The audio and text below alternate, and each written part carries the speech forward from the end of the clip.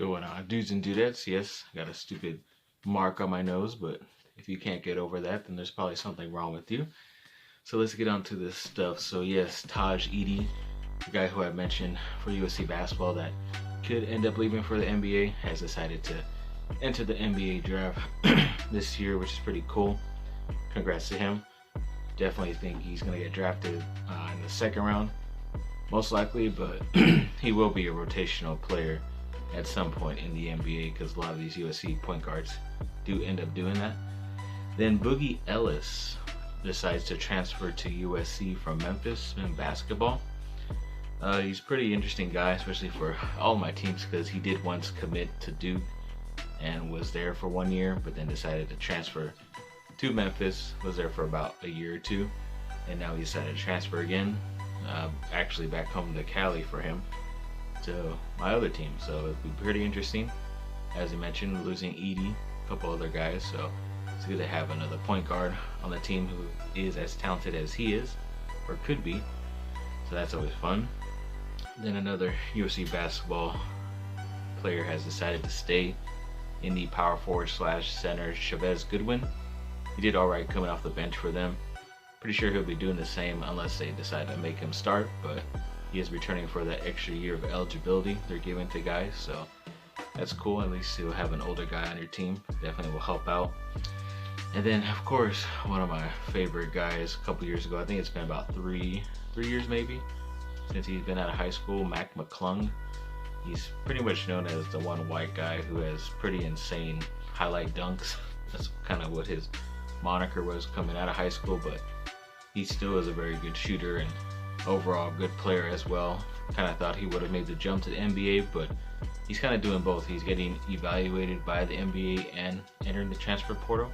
I thought that time was up, but apparently it's still going on, which is cool for him.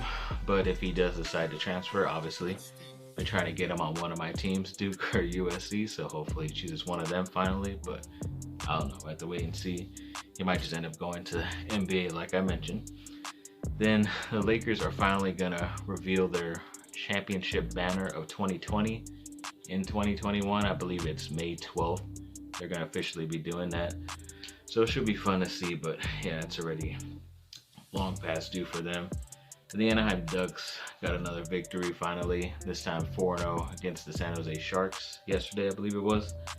Nice victory for them. Even their goalie, forget his name, Stoli or Stolarts, I forget if that's a nickname or not, but he had like 45, 46 saves, and it was a shutout as well, so I think that's a record for at least the Anaheim Ducks franchise, which is cool for him.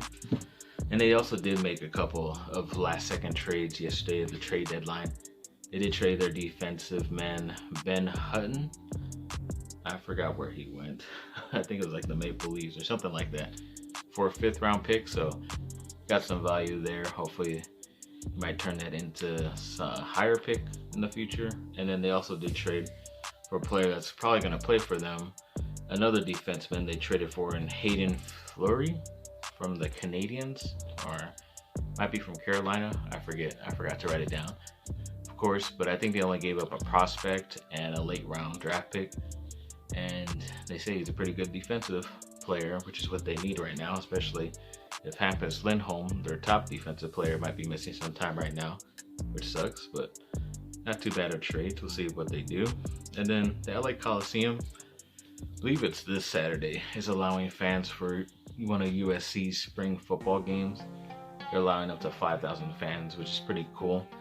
Kind of glad they're able to at least do that. They should have always already had their family members been able to join them in the Coliseum whenever they had practices or stuff like that as well, especially even during the season, in my opinion, but of course they were too scared. But at least this is a step in the right directions. There are even protocols as well for, I think it's in about a week when people can return back to even Staples Center. Might even be a couple days, but yeah, should be interesting to see how it goes. I think for the Staples Center you need a proof of your vaccination card and or a negative COVID test within 3 days of the event, which is kind of weird, because what if you got COVID 24 hours before instead of 72 and you're at the game? really doesn't make sense, but yeah, at least they're still allowing you to get in without having that weirdo vaccine stuff, in case people are questioning it still.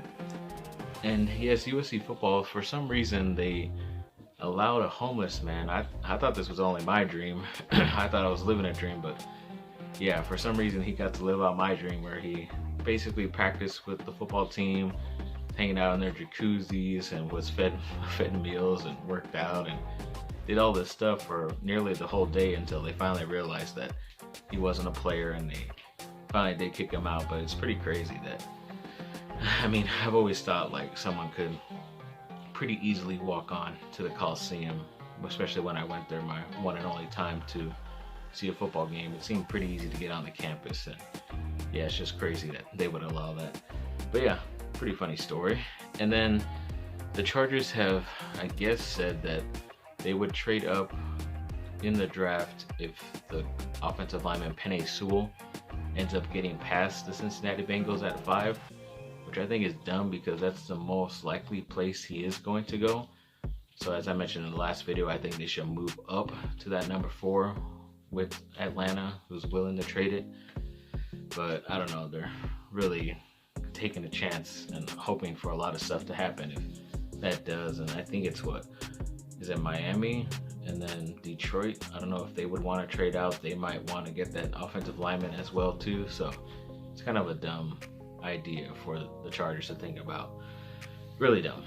And then they mentioned, or I think head coach Brandon Staley did mention that he believes Jerry Tillery, my favorite Chargers player, is going to have a breakout year this year.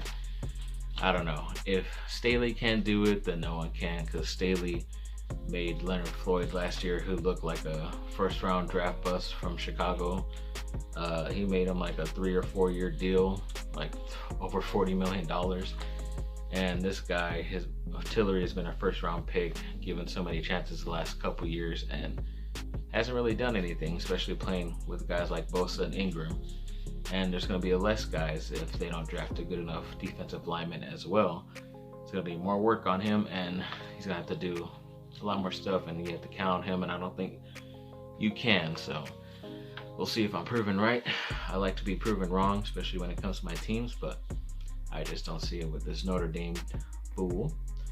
Then Elon Musk's firm, one of their founders or co-founders, whatever, said the other day that they have the technology to be able to build a real life Jurassic Park within 15 years if they wanted to. And I don't know if he said it or whatever other partner said it, but I love dinosaurs, but I don't want to be anywhere near them, and especially with the inability of us to really control them once they get to their full overall size. Yeah, I'd probably kill one of those guys before they could even get the ground running on that stuff. Then yes, the Lakers did rout the Brooklyn Nets the other day. Surprising, just because they had most of their guys out, and Brooklyn at least had some of their guys in, 2 of their stars, and then there were a couple of ejections during the game, and the Lakers still ended up routing them by 20 plus. I think it was like 126-101. So yeah, it was a good win, but then they did falter to the Knicks. The Knicks are a little bit better than people think. They think they are a playoff team, like number 4 or 5 in the East, but it really isn't saying much as well. But they are a better defensive team than the Lakers. Obviously missing too many guys right now, but hopefully they get them back. And then yeah, the Duke Blue Devils, they went off this past week.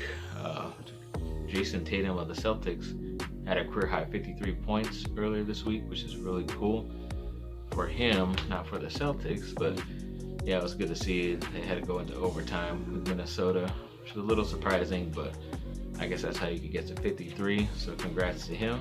And then Gary Trent Jr., the recently traded Duke player for Toronto, I believe he had 44 points, yes, but he did it very efficiently.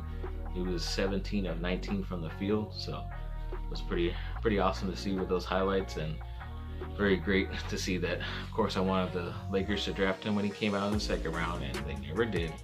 And he's developed into this great shooter, but who knows, they probably would have traded him away in the Anthony Davis trade stupidly. And then Zion Williamson has been crazy, very good the past couple games. I think 2 straight games he had 37 and 38 points, and it's just been really crazy consistent for them, especially with Brandon Ingram still kind of in and out of the lineup. So that was cool to see, and hopefully I talked enough for those highlights to go through. There might be too many highlights to go through.